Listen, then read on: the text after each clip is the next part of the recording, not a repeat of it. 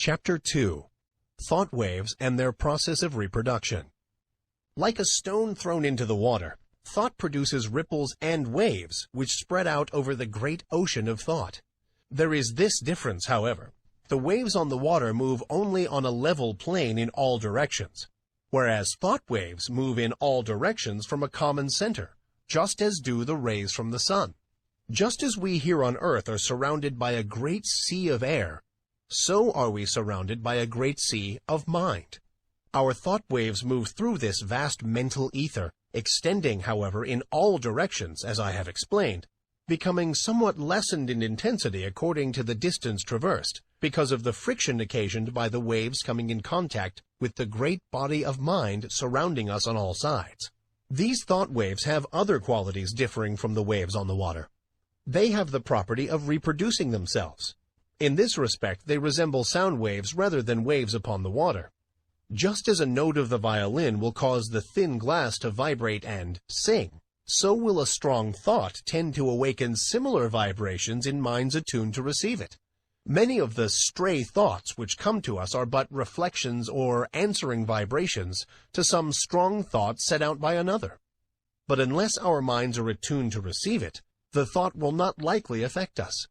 If we are thinking high and great thoughts, our minds acquire a certain keynote corresponding to the character of the thoughts we have been thinking, and, this keynote once established, will be apt to catch the vibrations of other minds keyed to the same thought. On the other hand, let us get into the habit of thinking thoughts of an opposite character, and we will soon be echoing the low order of thought emanating from the minds of the thousands thinking along the same lines.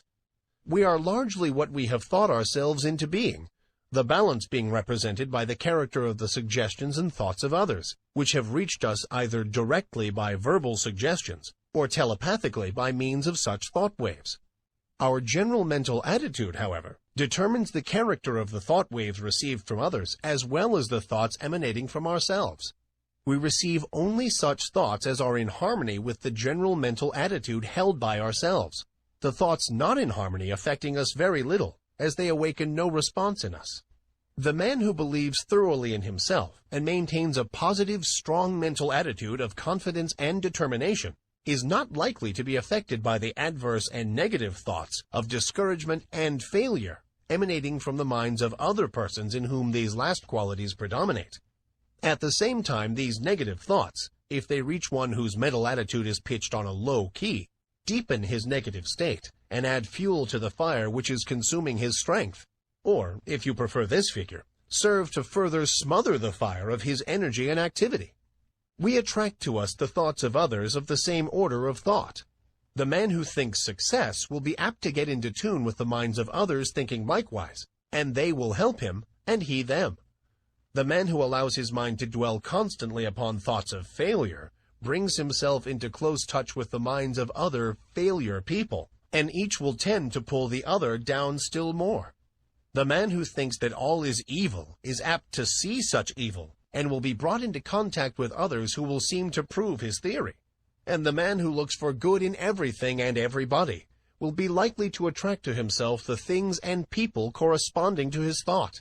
We generally see that for which we look. You will be able to carry this idea more clearly if you will think of the Marconi wireless instruments, which receive the vibrations only from the sending instrument which has been attuned to the same key, while other telegrams are passing through the air in near vicinity without affecting the instrument. The same law applies to the operations of thought. We receive only that which corresponds to our mental attunement. If we have been discouraged, we may rest assured that we have dropped into a negative key, and have been affected not only by our own thoughts, but have also received the added depressing thoughts of similar character, which are constantly being sent out from the minds of other unfortunates who have not yet learned the law of attraction in the thought world. And if we occasionally rise to heights of enthusiasm and energy, how quickly we feel the inflow of the courageous, daring, energetic, positive thoughts being sent out by the live men and women of the world. We recognize this without much trouble when we come in personal contact with people and feel their vibrations, depressing or invigorating as the case may be. But the same law operates when we are not in their presence, although less strongly. The mind has many degrees of pitch. ranging from the highest positive note to the lowest negative note, with many notes in between, varying in pitch according to their respective distance from the positive or negative extreme. When your mind is operating along positive lines, you feel strong, buoyant, bright, cheerful, happy, confident, and courageous, and are enabled to do your work well, to carry out your intentions, and progress on your roads to success. You send out strong positive thought, which affects others and causes them to cooperate with you or to follow your lead, according to their own mental keynote. When you are playing on the extreme negative end of the mental keyboard, you feel depressed, weak, passive, dull, fearful, and cowardly. And you find yourself unable to make progress or to succeed. And your effect upon others is practically nil. You are led by, rather than leading others, and are used as a human doormat or football by more positive persons. In some persons, the positive element seems to predominate, and in others, the negative quality seems to be more in evidence. There are, of course, widely varying degrees of positiveness and negativeness, and B may be negative to A while positive to C. When two people first meet, there is generally a silent mental conflict in which their respective minds test their quality of positiveness and fix their relative position toward each other. This process may be unconscious in many cases, but it occurs nonetheless. The adjustment is often automatic, but occasionally the struggle is so sharp, the opponents being so well matched, that the matter forces itself into the consciousness of the two people. Sometimes both parties are so much alike in their degree of positiveness that they fail to come to terms mentally. They never really are able to get along with each other, and they are either mutually repelled and separate, or else stay together amid constant broils and wrangling. We are positive or negative to everyone with whom we have relations. We may be positive to our children, our employees, and dependents, but we are at the same time negative to others to whom we occupy inferior positions, or whom we have allowed to assert themselves over us. Of course, something may occur and we will suddenly become more positive than the man or woman to whom we have heretofore been negative. We frequently see cases of this kind, and as the knowledge of these mental laws becomes more general, we will see many more instances of persons asserting themselves and making use of their newfound power. But remember, you possess the power to raise the keynote of your mind to a positive pitch by an effort of the will. And, of course, it is equally true that you may allow yourself to drop into a low negative note by carelessness or a weak will. There are more people on the negative plane of thought than on the positive plane, and consequently, there are more negative thought vibrations in operation in our mental atmosphere. But, happily for us, this is counterbalanced by the fact that a positive thought is infinitely more powerful than a negative one. And if by force of will we raise ourselves to a higher mental key, we can shut out the depressing thoughts and may take up the vibrations corresponding with our changed mental attitude. This is one of the secrets of the affirmations and autosuggestions used by the several schools of mental science and other new thought cults. There is no particular merit in affirmations of themselves, but they serve a twofold purpose. 1. They tend to establish new mental attitudes within us and act wonderfully in the direction of character building, the science of making ourselves over. 2. They tend to raise the mental keynote, so that we may get the benefit of the positive thought waves of others on the same plane of thought. Whether or not we believe in them, we are constantly making affirmations. The man who asserts that he can and will do a thing, and asserts it earnestly, develops in himself the qualities conducive to the well-doing of that thing, and at the same time places his mind in the proper key to receive all the thought waves likely to help him in the doing.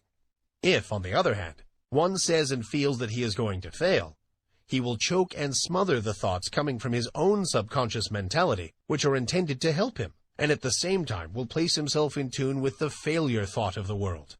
And there is plenty of the latter kind of thought around, I can tell you. Do not allow yourselves to be affected by the adverse and negative thoughts of those around you. Rise to the upper chambers of your mental dwelling and key yourself up to a strong pitch, away above the vibrations on the lower planes of thought. Then you will not only be immune to their negative vibrations, but will be in touch with the great body of strong positive thought coming from those of your own plane of development. My aim will be to direct and train you in the proper use of thought and will. that you may have yourself well in hand and may be able to strike the positive key at any moment you may feel it necessary. It is not necessary to strike the extreme note on all occasions. The better plan is to keep yourself in a comfortable key, without much strain, and to have the means at command whereby you can raise the pitch at once when occasion demands. By this knowledge, you will not be at the mercy of the old automatic action of the mind, but may have it well under your own control. Development of the will is very much like the development of a muscle, a matter of practice and gradual improvement. At first it is apt to be tiresome, but at each trial one grows stronger until the new strength becomes real and permanent. Many of us have made ourselves positive under sudden calls or emergencies. We are in the habit of bracing up when occasion demands. But by intelligent practice you will be so much strengthened that your habitual state will be equal to your bracing up stage now. And then when you find it necessary to apply the spur, you will be able to reach a stage not dreamed of at present. Do not understand me as advocating a high tension continuously. This is not at all desirable, not only because it is apt to be too much of a strain upon you, but also because you will find it desirable to relieve the tension at times and become receptive that you may absorb impressions. It is well to be able to relax and assume a certain degree of receptiveness, knowing that you are always able to spring back to the more positive state at will. The habitually strongly positive man loses much enjoyment and recreation. Positive, you give out expressions. Receptive, you take in impressions. Positive, you are a teacher. Receptive, a pupil. It is not only a good thing to be a good teacher, but it is also very important to be a good listener at times.